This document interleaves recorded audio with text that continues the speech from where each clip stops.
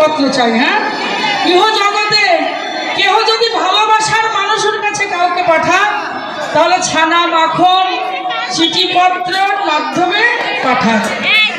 ও তুলসী শোনো, এই যে রাগ করে যাই করো যে আমি পাবো আমার গোবিন্দকে, তা আমার আনন্দ হতে পারে, তা তোমার ভিতরে কেন এত আনন্দ বল দেখিনি? এবার তুলসী বলেন, রাধে তোর চাইতে আজ আমার দ্বিগুণ আনন্দ। কেমন আনন্দ? তো কেমন আনন্দ রাধে? শোনো, ও তুই একজন পাবি, দুইজন পাবো,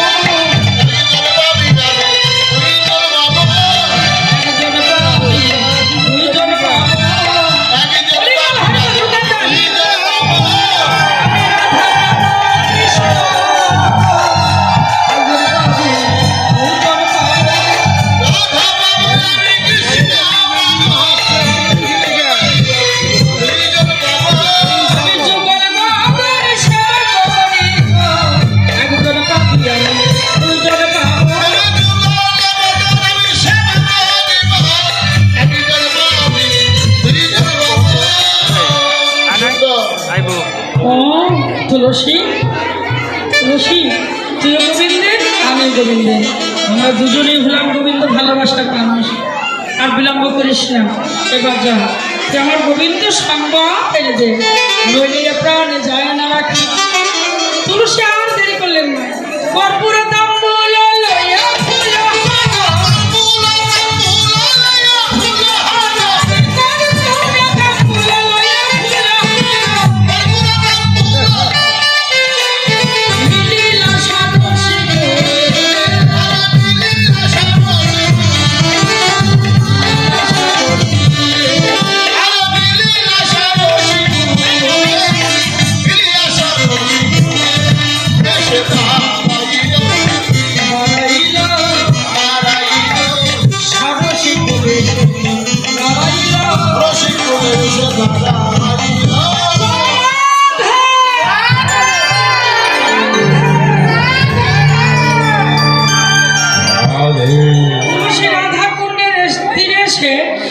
সরাসরি গোবিন্দ বলে না ডেকে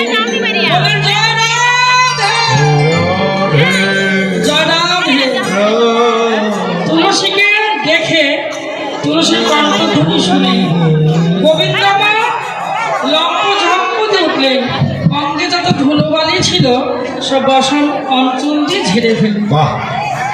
তুলসী বলে, হে গোবিন্দ, তুমি তোমার অঙ্গে ধুলোবালি ঝাড়ছো কেন? হে, আমি তো তোমায় নিতে আসি না। হে গোবিন্দ, হে গোবিন্দ,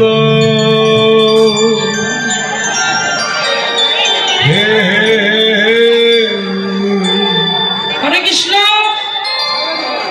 শোনো,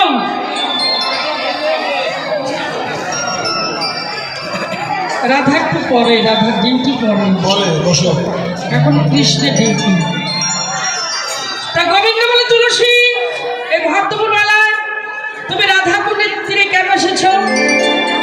এবার তুলসী বলেন, গোবিন্দ, তুমি গোবিন্দ আর তুলসী, এই রাধা কুণ্ডের তীরে এসেছি, ফুল তুলিতে এসেছি গো, রাধারানী পূজা করবে বলে।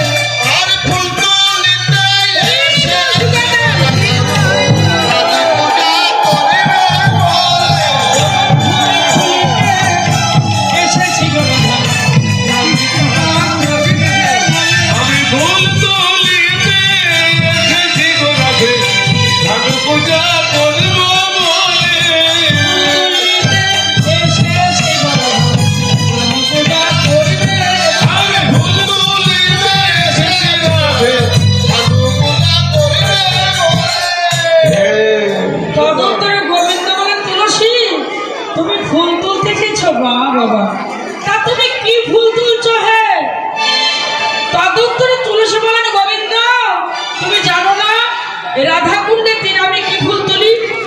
আমি কৃষ্ণকলি ফুল তুলি। আমি কৃষ্ণকলি ফুল তুলি।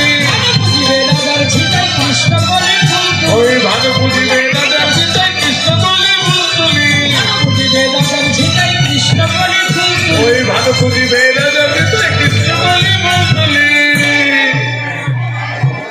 ও তুলসী, তুমি কৃষ্ণ করে ফুল তুলছ, বাহ বাহ বাহ।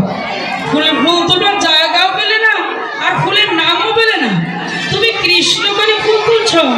তা শোনো, সে ফুল তো ফুটে রাত্রিতে গো। আচ্ছা, কৃষ্ণ করে ফুল ফুটে রাত্রে। রাতের বেলায় হ্যাঁ, দিবালোকে সূর্যের কিরণ লাগলে তা ঝরে যায়। ও তুলসী, যাও।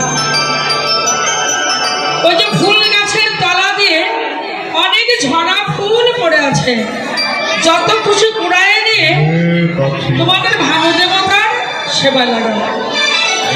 প্রদত্তরে তুলসী বললেন, ঝরা ফুলে হবে না, ঝরা ফুলে হবে না, ঝরা ফুলে হবে না, ঝরা ফুলে হবে না,